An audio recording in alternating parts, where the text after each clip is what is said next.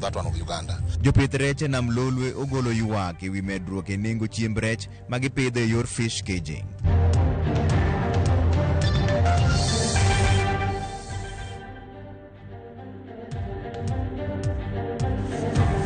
Erokamano kuom keto Ramogi TV kaendi. Weche manyien mantiere sani ni jatend piny Kenya William Ruto ne owalo ji 51 ne lemo mag jagoro mongirore e migepe mopogore opogore. Raymond Omolo mabene oyangi kaka ne otelo ne bad migao marango dongruok e alwora kar nam lolwe ma en LBDA. Bende no gwel ne lemo no George Bati bro miyo walerno bang' daka moko matin. Lakini sani wadhi ane weche mag doho.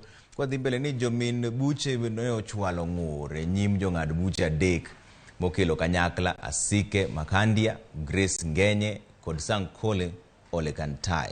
Kagikwedo dwaro mar jaod bura mar Sirisia John Waluke mar ni doho lok pache e wi twech mar jela manyocho miye nikech weche mag mibadhi. Okinde mag Waluke ne okoni doho no mondo ranga ni kendo twech makamano kendo miye thuolo mar dhi nyime gi tiyo tijege kaka jaod bura Masirisia. Okinde go nokoni nitiere weche 30 motenore kod chik minyalo fuon godo kwayo margi kotenore ng'ato ng'eto mambele. Bura no ne omul odiochieng' makawuono e doho mar ywagruok kokalo e yor mar mbui.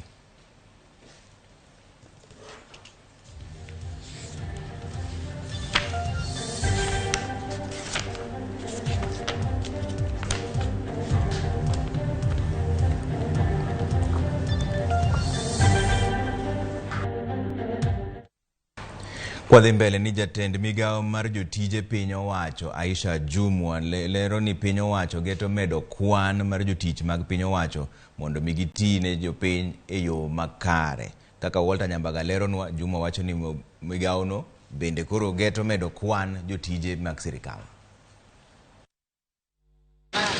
Jatend migao mochung' ne chenro mag jotich piny owacho Aisha Jumwa okone piny owacho geto medo omenda jotije sirikal omenda ewi osachgi ma giyudo sani e kaka yore mag chiwo fuong'ruok ewi osachgi ma ichulogi. Aisha bende okoni sirikal chano medo kwan mag jotich mag piny owacho mondo mi gichwal tijgi ma onge kod ng'ikruok, kata kamano mabiro mana bang' thuolo mar juma achiel donjo apisi. Na nitahakikisha tumeanza hayo mazungumzo kuhakikisha ya kwamba mishahara ya wafanyikazi wa umma inakuwa reviewed na tunahakikisha ya kwamba imeongezwa. Kanyo lose yoro mane okelo kanyakla jotend jotije mag piny owacho e kar tiegruok mar jotije piny owacho mar Kenya School of Government bade ma Mombasa. Aisha okoni oyangore ne kwan mag jotije piny owacho ni piny kipimo kod kwan mag jo Kenya madwaro ni otinege. Uhaba wa wafanyikazi katika public service, mimi nataka niseme upo kama nilivyosema juzi. Tuko na wafanyikazi 900,000 plus less than a million serving 50 million Kenyans. Wafanyikazi wanafinyika, wafanyikazi wanafanya kazi kwa na kazi ambazo ni nyingi kushinda vile wanavyotarajiwa. Kata kamano kinde ma piny owacho ne kod kwan mag jotije piny owacho 1923 madwe ka dwe chulo omenda maromo bilion 520 e pinjo maduong' ma pod omako dho jo Kenya. Kinde mangima oridore makech kod ngajo kwako counties buora, sirikal biro golo omenda kure mar chopo kare lek makamano. Sasa hiyo initiative mimi nitaanzisha na pamoja na timu yangu hapa na zile wizara husika na zile taasisi husika kuona ya kwamba mishahara ya umma inapata kuongezwa. Chik mar Kenya yango kenge mowinjore lo chenro mar medo sach jotich sirikal. Chik no dwaro ni nyaka pedh twak makamane od bura kendo jo od bura goye mbaka. To bende duol mar rango sach jotich piny owacho SRC bende nyaka gwel pachgi, to kod migao mar omenda bende nyaka som rieko mar rango ka bende aguch omenda nyalo bedo kod balang' makamano. Walter Nyambaga, Ramogi TV. Kinde ma piny mangima koro yango odiochieng' makawuono kaka odiochieng' kedo kod rocho ratiro mag jofwambo e yor agoko, jatend migao mar tudruok manyasani Eliud Owalo koni piny owacho biro tiyo kanyakla kod ute fwambo gi jofwambo bende mar keto gi thuolo e tijgi. Kagiyango odiochieng' no riwruok mar jochung' weche ma Kenya koni lwenj mag ichoro kuom jofwambo e yor chwech moseneno thuruka ahinya to e kinde yiero mokalo ok en gima ni kare kata matin. talking group members in the House.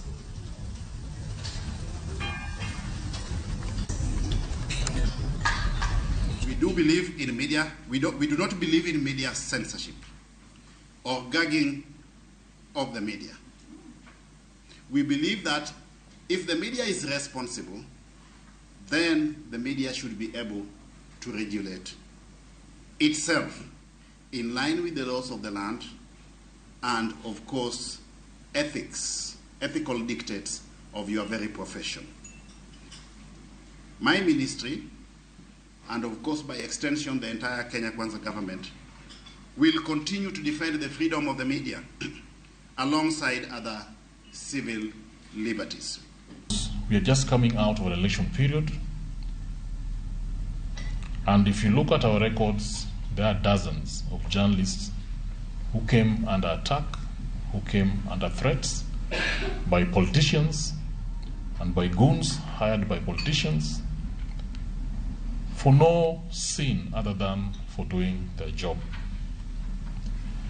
We owe these fellow citizens a duty to make sure that their cases are not pushed under the carpet. The intimidation, the harassment, the beatings, the being thrown out of rooms, and nothing happens. Nothing happens to give justice and to allow journalists to do their job.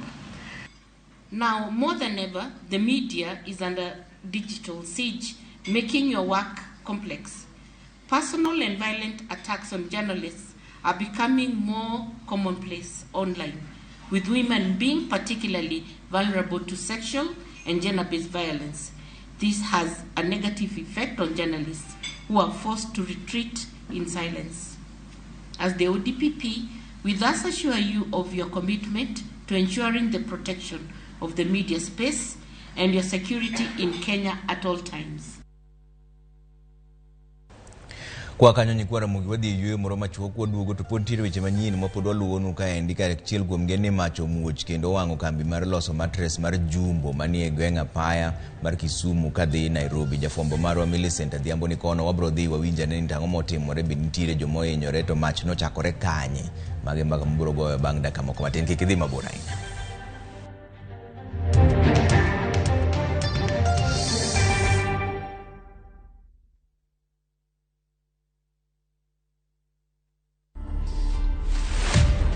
My name is Rahama Mathamia and I am the current Miss England 2021/2022. When I won, there were a lot of people that were upset because it just didn't make any sense. You don't look at me and think I'm representing that nation. I was telling my family, it's nice to see yourself and your own people. But when I get Swahili, you understand, they understand the culture, the heritage, nakula chapati, na stew. I'm British, but I'm also Kenyan. To watch this story and more, download the Citizen Digital app today. Kenya's #1 app, Citizen Digital.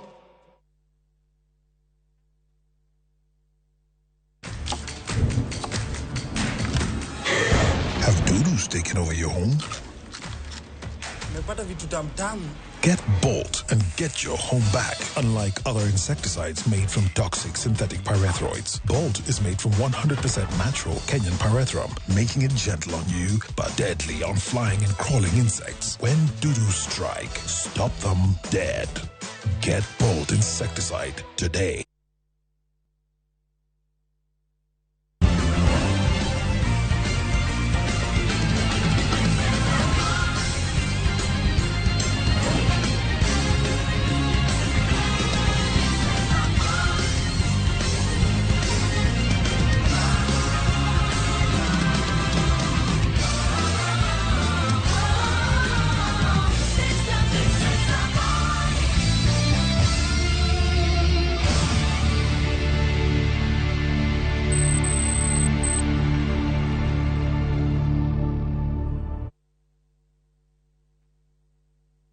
The league tables are taking shape. Winning on Shabeki.com is getting easier. Enjoy highly boosted odds on the English Premier League, French League 1, Spanish La Liga, Italian Serie A, and many top leagues only on Shabeki.com. Kuwa Shabeki. Play now. Strictly not for persons under the age of 18. Betting can be addictive. Play responsibly. Shabiki.com is authorized and regulated by the BCLB. License number 416. Shabiki.com.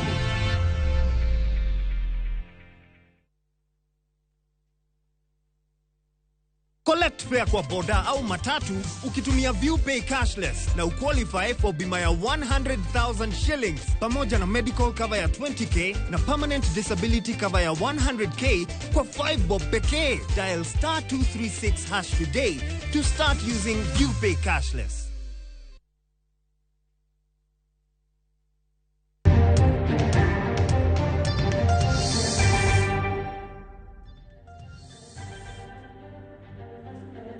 Nikwara mugi warwako kende chenro maro marang'ich welo nyiso ni wadhi gyo Kisumu koni mondo winjane gima dhi mbele sani ni macho muoch kendo wang'o kambi mar loso mattress mar Jumbo manie genga paya ma Kisumu kadhi Nairobi. Wadhi ana achiel kachiel nyaka Kisumu kuma jafwambo marwa Millicent Adhiambo nitiere. Millicent imore amor ne ni kawuono tang'o maseti ma kor wang'eyo wach mar Jumbo mowang'ni. Majno ose nege to nochakore kanye.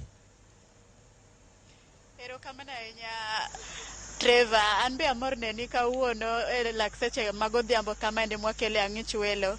Kotenore kod wach mach mane omuoche kambi mar loso mattress ma Jumbo e apaya ma wuok Kisumu nyaka Nairobi. En mach mane omuoch sa 11:10 kendo kambi mopo ochung'ne kedo ne masiche mapoya nokonyalo chopo e wang' sa mondo mi ores kata oneg mach makamanyo. Kane waloso kod weg kambi ni endi ne ginyiso wa ni jogo no nyalo chopo dakika 25 bang'e kane majno osemuok. To seche mane gichopo giyudo ka kuonde kano mattresses ariyo osewang' modhi piny. Mano kuonde ma idendo gi dho ngere ni block yards ma bende mattress ikele ka osewuok e okang' mokwongo mar lose ma bende jionge ka manufacturing stage kama gibire to gibedo kaka blocks kapok opog gi sanja tiende ni sizes bende jinyiewo ni anadwaro mattress size 4x6 ama 3x6 kosa 6x6. Koro kanyo endi giwang'o blocks mag mattress mapok opogi maromo 350 ma bende ginyiso wa ni kopogi to romo 750 opogore. Kanyo bende ginyiso wa ni giyudo lal mamoko kaka mashinde ariyo mitiyo godo e loso mattress kama pod kata manufacturing kama bende gikwano lal mopogore. Bende giwacho ni majno endo inyalo kel kod stima mano siko kalal ni odiochieng' makawuono stima ne osiko kalal saka sa to duogo ka bende mane gima gichichgo maduong' ni nyalo bedo ni ema okelo muoch mar mach makamano. Kata kamano pok oyang ni en ang'o ma okelo mach makamano nikech kane wamedo loso kodgi to ginyiso wa ni to pod itimo pedha kata nonro mondo mi ong'e ni tang'o manokelo majno nikech kuondego eko gin kuonde ma owang' ma olokore buru nikech ne kaka kama bati wang' to giwang' ka kwaneno gi to picha gi kata tipo margi chalo kod opoko rabolo motuo. Koro nyiso ni kanyo wang' mo oruombore piny kendo mabati go bende olokore buru. Koro nyiso kani wanyalo duogo odiochieng' makiny mondo mi walu wach makamandi mondo wang'e ni to mach makamaendi manyalo wang'o kusto kata kuonde ariyo mikane blocks manyaromo 350 makopogi golo mattresses 750 ang'o mane nyalo kelo muoch mar mach makamano. Mano wach mabende pod inono ka bende nwayudo DC makaendi ma bende onyisowa ni pod obro wuoyo gi manager makae mondo oyud weche kotudre kod wach makamano kata jogo mane tiyo seche mane majno eri nowuok. Ka oyonge gi penjo moro amora Trevor to gie thuolo ni andi abro weyi mondo idhi nyime kod medo kelo weche mabende tucho gi lak seche gi mag ang'ich welo Trevor. Mano be penjo madwa penji ni dipo ni nitiere joma nohinyore majni nikech sa 11:10 dong' ji pok owuok e tich. Dipo nitiere joma ne ni kambi. Yes, erokamano Trevor. Jok mane ohinyore to onge en mana ni lal mag yudo en mana mag mwandu gi masewacho kaka mashinde gi blocks mag mattresses go eko. E seche mane majno wuok oganda go ne onge kar kanyo. Jok mamoko ne nitiere mana kuonde ma itime manufacturing kata kumilose mattress manyien kapok oter e store kata e block yards go eko. Onge ng'at mohinyore kata achiel. Erokamano Millicent. Ano Millicent kamiwa lere wach mar mach muwuok Jumbo Mattresses koro nyiso ni berni ng'ama ohinyore to onge en mana ni koro lal mar mwandu ema gimedo kwano. Wabu kantiere wach moro amora manyien mobiro to wabro nyiso koa e dala mar Kisumu kono. Kwadhi ane mbele gi weche manyien maduok kaendi e buore kaendi jatend piny Kenya William Ruto nogonyo ayanga kweth mar jolweny mapacho kaendi madhi e piny Democratic Republic of Congo men DRC e chenro mar konyo rito kwe e pinyno.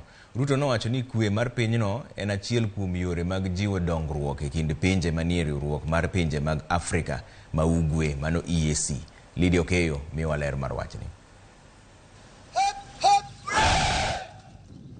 En nyasi manobagie ka tiegruok mar weche mag obila kod lweny mane Embakasi e kaunti ma Nairobi. Nyasi manochaka yanga wuoth mar kweth moro mar jolweny madhi konyo rito kwe e piny Democratic Republic of Congo. Kweth manoyudo gweth kod hayo maber koya kuom jatend piny Kenya William Ruto manotele nyasi no. We pray for them, Heavenly Father, as they go to execute this mandate, that you will go ahead of them. Protect these men and women. Give wisdom to their commanders. Give them favor even as they work with other forces. Ruto wacho ni arita kwe e piny Congo en ting manie wi pinje manie riwruok mar pinje mag Afrika ma ugwe kaluwore gi winjruok manie kind pinje go. As a nation, this is a proud day for two reasons. First, we are sending a signal to the world of our commitment to perform our obligations by contributing to the achievement and maintenance of peace and stability in our region. The destiny of DRC is intertwined with ours. Jatend piny no kwa jolweny go ni oket maine tich matero gi e piny no kaka chiel kuom yore gedo ewi mise mar kwe ma jolweny piny Kenya oseketo. We have agreed on the framework under which Kenya is going to work with the DRC forces for the purposes of disarmament, for the purposes of ensuring that civilians are protected. This contingent is structured at battle group level and has been prepared, well trained and equipped appropriately for the attainment of the EAC mandates within the EAC regional force. Ruto lero ni chenro mar oro jolweny piny Kenya e piny Congo en gino mosego e mbaka kendo osimo paro kuom jolony omiyo ok en gino ma osiko go asieka. And we have all agreed in what accord that it is mopong kod mwandu ma e bwolo.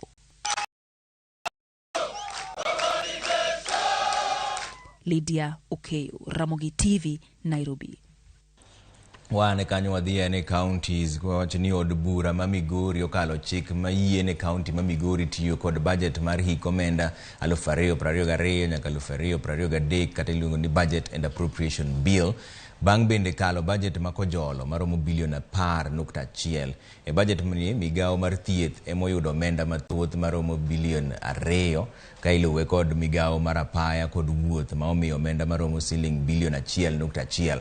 Migao mar pur, pith, jamni ka achiel kod reye oyudo omenda maromo siling milion 797.4 ka migao mar somo, kit chwech kod tuke to ketne omenda maromo siling milion 780.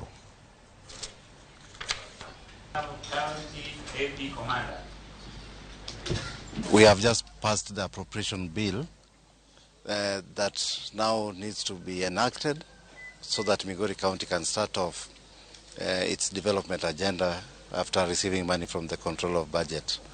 One of the key issues is that for the Migori residents is that we are now able to confidently say our bursaries are back, and we are now able to move and start reorganization before January so that we have the forms and documents ready to enable our students, those needy students, be supported from the county government. Kane pok budget ni obiro ne wakwaye ni nitie kuonde moko mane ging'ikruok ahinya mondo ng'e ane kapok budget ni obiro. and wadwa duoko nero kamano nikech wan gimachiel kuom gimane wakone ne nyithindwa nyaka yud basari. Iwinjo ni 1,120,000 oseketi mar basari to gi program manochaki gi the former governor, His Excellency Zachary Obado of governor of scholarship. Wachak waketo 1,50,000 e wiye. Koro matiende ni department mar somo ma nyithindwa dhi some nitie chiegni 1,170,000 kendo wakwayo jonyuol nyithindo kik bed dala ni kaka gidhi yudo fiyo. Aya, kwa kanyo to chakwa dhi yue moro machuok waduogo weche manyien magi meche mabiro. Idho mar nengo chiemb rech okelo wich bar ne jopith rech e yor fish caging. Modi makom kata kar bit e nyasi mar yawo gi ayanga manotimre tarik 19 dwe mar 11 higani, kata kidwaro timo limbe e puodho. Olive securing tomorrow.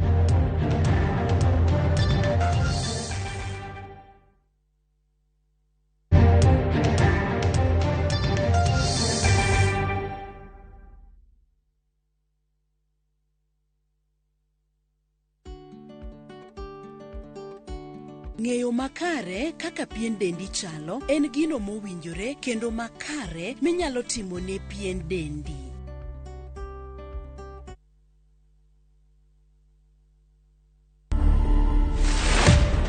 Mimi naitwa Gitonga Mukonji. 35 years, yes, ni mtu young lakini bado ni jamaa amejipanga. Mzee alikuwa dereva tu wa bus. Mimi ndio kijana ambayo watu wa Manyata waliona watanipea nafasi. Tumetoka constituency ile iko na the biggest population. Ukitaka vizuri kwa siasa usipotelee watu wako. Na ningetaka kuambia vijana wengi ujisukume, ujitume mpaka ile wakati maneno itaingiana. To watch this story and more, download the Citizen Digital app today. Kenya's #1 app, Citizen Digital.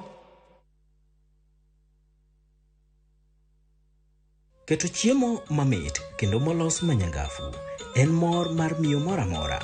An kaka miyo awinjo mor e chunya ka jogena chamo chiemo maloso negi. Mogo manyien mar mokwa en mogo molos kod bando mathurwa kae. Bando mopuodhi kendo mamit. Siri mar rito jogi gi mor en tedo negi gi mogo mar mokwa. Mokwa en marwa ma Homa Bay kae. Bende e kama olose oyudore e dukni machiegni kodi. Mokwa ng'inore kendo ng'wenyore. Mokwa ng'inore kendo ng'wenyore.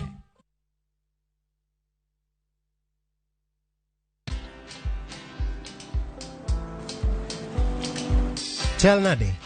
Chal ka gimi kaka ng'iyo sim gi pacha te? Kiki ahinya. En mana ni asebedo e story ahinya.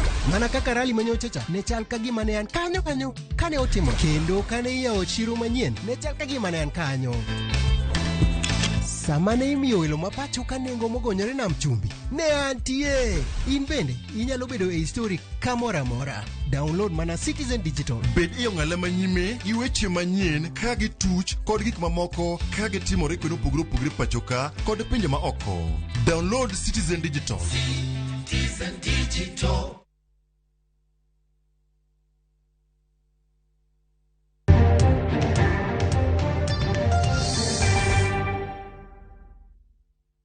Those three, the noises.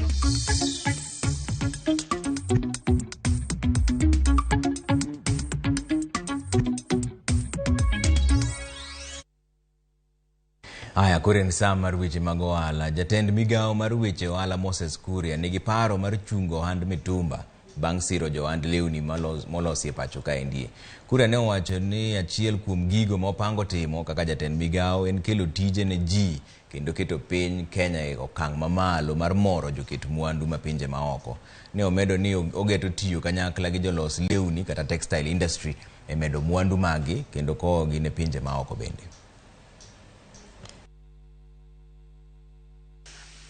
Nobody wears mitumba because they want to wear mitumba. One, because they don't have enough disposable income. Two, because they don't have an alternative. And three, because they don't have jobs. And I'm going to attack all those three. The noises notwithstanding. Even the people who are telling me about mitumba, they don't even know where Gikomba is. And I will create jobs. I'll ensure I create 5 million jobs in our textile manufacturing industry, including here in Limuru. And when people get those jobs, they can afford to buy new clothes. And those new clothes, they will make them themselves. And I want to make every Kenyan, I want to give every Kenyan young woman and man an opportunity to be able to make their own clothes and sell the rest to Julius and the people of the United Kingdom. That is a conversation we need to have. Kwa dhimbele ni jopith mar rech e nam lolwe kokale lony manyasani mar fish cages koro golo ywak ne piny owacho mamalo mondo resgi kaluwore kod nengo chiemb rech man malo mamiyo gi diwo kod rech ka koro sani rech mawuok Uganda kod China ema koro ji nyiewo. Millicent Adhiambo nigi ler mar wachni. Ani koro jopur moko ok yud faida or giyudo faida matin ma jomoko osakayo rech to pok giketo gigombo kata ni gius cages go mondo giyud pesa ginim go ohala machielo.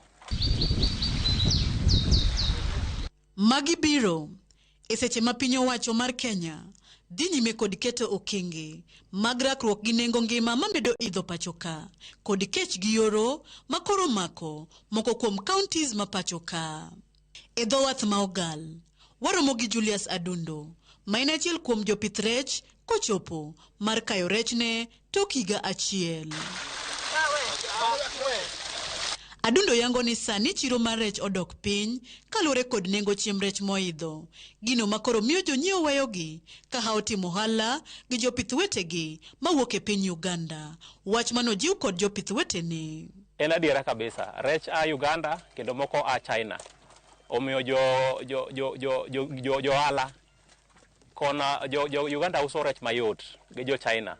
Koro miyo gi lal ok gibi kawo rech the farmers mag Kenya kai. Gidwar kuma bei yote. The price the Ugandan fish are being sold in our market is a little bit lower, cheaper as compared to the one we are doing here in Kenya. Na kama kaisa ni rech nitie marwa makaweda mar nam. To ni rech ai piny ma neighboring country ma Uganda kendo gikele gi bei ma piny. Makoro rech ma Kenya kae ni ok nyal yudo market. Gilero ni ohandgi koro odok piny nikech chuno ni nyaka gimed bech rech kalore kod kaka giyudo chiemb rech go e bei matek mopogore gi kaka jopith wetegi ma piny Uganda yudo. Koro chuno ni nyaka in bende ilor bei piny to samoro inyiewe e bei mamalo. Koro ngeni mago gin losses ma watimre nadi wa in kaisama wane a business. One piece of fish weighing like 400 grams and above, they are selling like 50 shillings. But here in Kenya, our cages we have to sell it at around 120, 150 shillings so that to meet the expenses cost. Kan wachako pur mar rech, nwang'iewo chiemo mar rech 2,500 to sani omedre kambi moko use 3,200 moko uso nyaka 3,500 kuom bag achiel mar kilo 20. To ka nengo mar chiemo nyalo dok piny, aparo ni kata wambe magwa bei nyalo bedo mayot. Kotelnegi kod jakom mar dho wadhno Moses Owino. Giwacho ni giserwako pith mar rech e cages. Koro gichwalo duondgi ne piny owacho mondo ne kaka nyalo konyogi kod wach nengo chiemb rech mahinyogi no kata mbeknegi tol e wach solo oshuru mondo giyud fungruok. As someone who is also doing cage fish farming practically, I have not seen any effort the government is putting on cage fish farming as compared to other crop like maize, subsidizing the fertilizer, the tea, subsidizing the fertilizer. I've never seen cage fish farming more effort are being put on. Dagomb ni mondo serikal omi farmers mag rech gimigi chiemo bedo subsidized kaka itimo ne jopur mag oduma. Subsidy ka serikal ochiwo chiemo rech dhi dok piny, or alternatively ginyalo duoko tax mokete e chiemo mondo jo ohala maloso chiemo gi ousnwagi e nengo mapiny manyalo miyo wambo oyud profit. Ewi kwayo makamano, Adundo jiwo jopith rech wetene mondo konyre gi piny owacho e neno ni gichako pith kudni ma ong'ere kaka black soldier fly ma bende oseyangi ni kod ndhadho makonyo e dongo makare mar rech to kod jamni mamoko. Sani koro wapango mar mondo ager greenhouse mar pidho the black soldier fly. Black soldier fly okonyo e yuto mar protein. Protein e chiemb rech ema kawo percentage maduong'. Kech rech dwaro protein konyo gi mondo gidong gibed maduong'. Jopith rech gi ni kod geno ni piny owacho bro winjo ywak gi kendo duoko negi piny nengo chiemb rech mana kaka gichiwo mbolea ma nengo ne oyweyo ne jopith kothe mamoko. Millicent Adhiambo, Ramogi TV, kar chung' od bura ma Kisumu West, Kisumu County.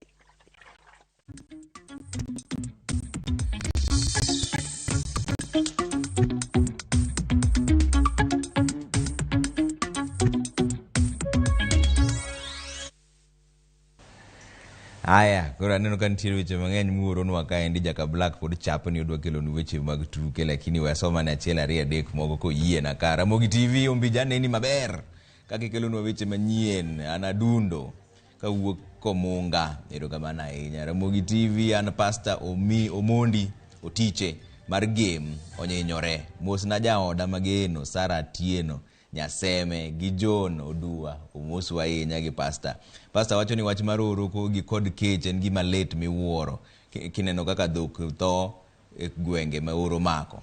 Man tadier Pastor, wamedo mana lemo koth ba ni osechako chwe kono Pastor keni usenene kosepodi. Kale Bodero wacho ni kowuok Rakwaro daraja moja koni Ramogi ler kabisa. Erokamano ahinya. Ramogi TV, an ja Ugenya kawuok Ukwala, gima mako dhoga ni Kenya wang' ni koro ichamo rumo. Ramogi TV, an Otis Nyakwar Kanga kan Busia, aneno Ramogi TV maler kabisa. Erokamano ahinya Otis. Ramogi TV, Trevor, an jofuambo tiyo matek monego migi luor gi arita makare. An Jo Odundo, mtu kubwa size dogo la Kisama. Ndina de mtu mkubwa size dogo la Kisama kanyo Nairobi. Erokamano ahinya kumorunwa ote pod ng'eny ka ndi time mana ng'iyo kanyalo soma achiel ariyo adek moko. Anawiko kuwuok Nyamonye, Ramogi TV ler kabisa. Erokamano ahinya. Moses Bolo wuoda Pondo Kojwach mbukono neno Ramogi. Erokamano. Lucky Okoth kuwuok Seme Kadero mkoni Ramogi TV neno maler kendo wanene gi mamana Caroline Anyango Manyalego Barding kanyakla gi nyithindwa duto bende jo Barding ageno no dhi maber kanyo endo. Jaka Black be koro ikore mondo miwane weche mag tuke makoro weche manyien mabiro ka wang'iane ni yor mbui kaendi ni ang'o manyien madhi mbele.